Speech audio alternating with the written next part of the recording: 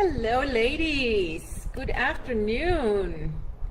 I am having a nice glass of wine while going live here for a few minutes because, I did a posting recently asking for your opinion about what you believe turns a man on and gets him infatuated with you because, I'm single, currently dating. And a lot of you and a lot of my clients are single women, and this comes into the conversation very, very often. So lately, because I started dating myself, I found that as an opportunity because I haven't been dating for like 8 years, right? I've been divorced for 8 years. There was a short accidental relationship in between.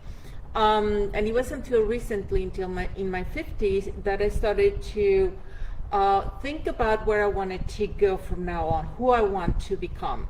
And for me, it was a huge need about continuing my personal growth. I have been growing so much into, my business and my success that I really was not needing a relationship. Now I find myself at a point in my life in which the business is doing great. There's always plans. There's always things that I'm doing and I'm growing into. But now I found myself in the need of growing the other areas of my life. Like I started to focus even more in my health, my finances, my personal retirement, my family relationships. We all have drama in the family with the siblings and the parents and all that. So I'm working on that as well because if there's an opportunity for growth, well, why not? And one of the human needs that we have is the need for growth. If we're not growing, we're dying.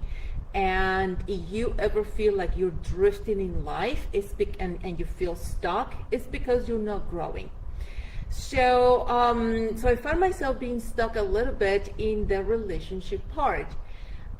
Here's something very interesting that I read in an article or heard in so many videos that I listened to about that the biggest growth that we can have as human beings is through relationships, and it's specifically the one that it comes with a partner.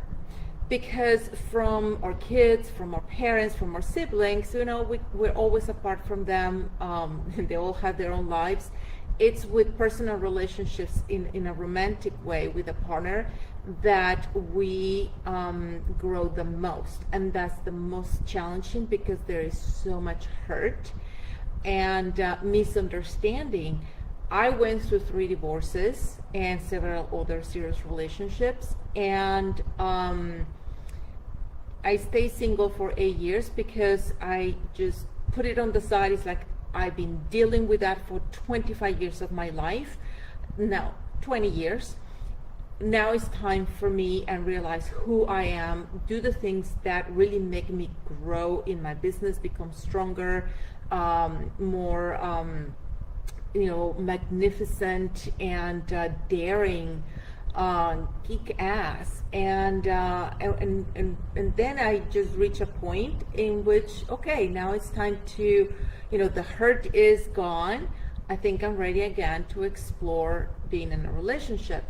And the thing that I ask myself is, who do I need to become in order to have the relationship that I really want to have? Because I really needed to be very honest about my past relationships, that I am not going to blame my previous partners about the end result of the relationships. They are who they are. They did the actions that they did. But at the end of the day, the only thing that I can control, or the only person I can control, is myself. And that's the only person that I can change, because there's the next I cannot be the same person going into the next relationship. What do they say? The definition of insanity is doing the same thing over and over and expect a different result. So I started to work on myself. So I started to read books and following speakers on relationships, and I found quite interesting things. And one of the things that I think we all want, and I definitely think that I want, is, find a man that is completely infatuated with me, that is, first of all, the right man. So I'm looking at very different, but that's for another, video maybe, how to find, the ideal man for you. But it's more about how to get a man, once you are in a relationship, how do I get that man to really fall infatuated with me? And the one thing that I keep finding in all this reading that I'm doing, and listening to all these speakers, is what men want and what women want. What it boils down to. What is the one main thing that we as women look for in a relationship, and what is the one thing that men look for more in a relationship? And you probably know this. I don't think it's rocket science, so I'm gonna just put it out there one more time. You're gonna hear it from another person. The same thing. We women, we are looking for love. We want to, not so much, here's one thing. We think that we want to receive love and feel loved, and we suffer because we don't receive that love, because that man out there is not giving us that love. And very interesting when all these discoveries is that when, instead of trying to expect to receive love, we become love and we become happy by pouring this love into that person, the dynamics of a relationship completely change. And that's what also helps, men to feel more infatuated with us. And what do men want? Well, they're men. They want more sex. Simple as that, because through having sex, that's how they feel love. And, if you read the 5 languages of love, obviously there are different ways, but at the end of the day, that is their nature. To conquer the world, men have 3 basic needs: protect,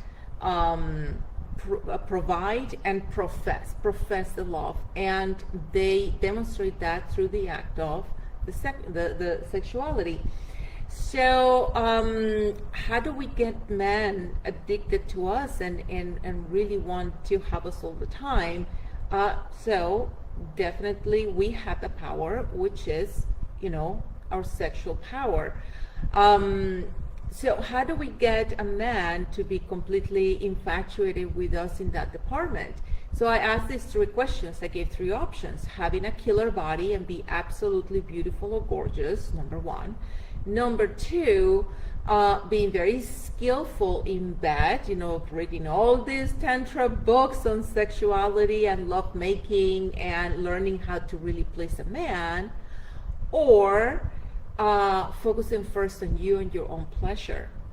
And I put that out there. You probably never heard that one. I never heard that one. But when I read this, I'm reading all these books and this particular author, and it was so unbelievable how option C, focusing first in your own pleasure, is what really turns men on. Because for a man, for him to actually feel like he is successful in the bedroom, is to know that you have been taken care of sexually. And we think that he needs to get off, and so that's why we want to develop all these skills in order to please him. But he really, our partners, they really want to know that we are open sexually and that we are going to do whatever it takes in order to first focus in our pleasure. That's what really turns them on. And I've been having,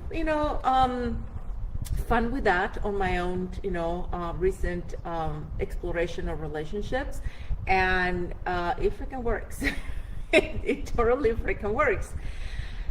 But where is the challenge? Because there's so much shame for us women to actually become these sexual creatures and put ourselves out there, because there's so much shame and stigma about a woman's body and beauty. We think that men care about how our body looks like, and if we are older, or we gain weight, or we have stretch marks, or after having babies we have all this skin sagging, and the breasts are sagging, and so we became very self-conscious. So we actually avoid intimacy, sometimes even dating, and or turn the lights off, or we just do it very methodically. We don't explore our own pleasure,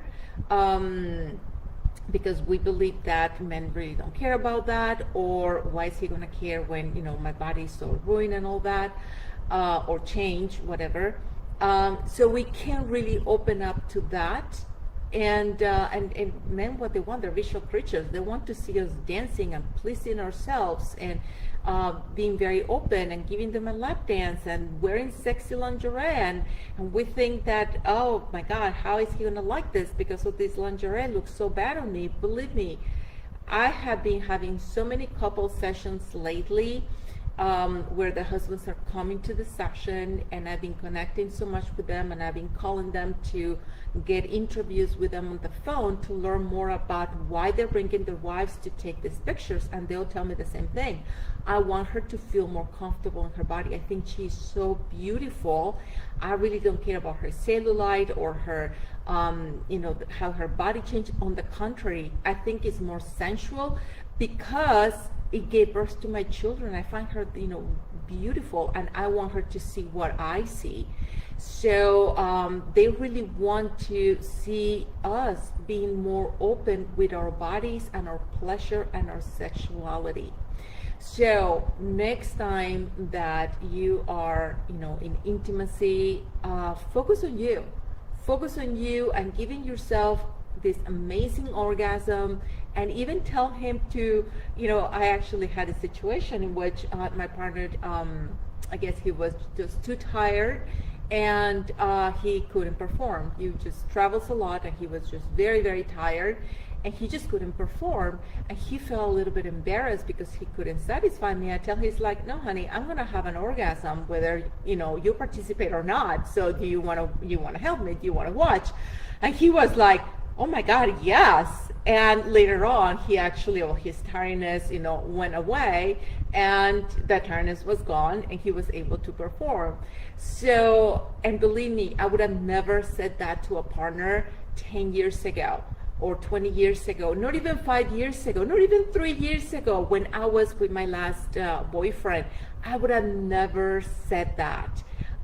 It has really come gradually in the last couple of years, and I feel so empowered to be able to open up and expose my body with its imperfections, because I just kept reminding me, he's not seeing my stomach, my skin rolls. That's not what he sees. And oh my God, it was such a sensual night, and well, to this day he is infatuated with me, and I'll keep you posted on that. But that's the new stage in my personal life, so I'm going to be opening up more about that as I explore my own relationships, about how what I discover about myself and being again in a relationship, because I want this time to actually be the right type of relationship. And I'm putting all the responsibility on me, because he is who he is, and I had to be very certain about what I want out of a relationship, and if it is not what I want, be able to walk away and not waste 2-3 years like I did last time. I should have really never gone into that relationship, and I let it last for 3 years because I wasn't being true to myself. So this is a definitely exciting new stage in my life. I'm excited to start sharing with you about this. I will try to make it meaningful and try to give you some good stuff that you can listen to. So that's it for today. I would love it if you comment. This is kind of like taboo kind of stuff, and you might feel embarrassed, but I think this is a safe community that if everybody posts their own opinion and experiences, I think we will all benefit from it. And you never know who you might be helping and changing her life. So Have a wonderful rest of the week. I'm on my way to see my boo, and have some fun tonight. So, bye, girls.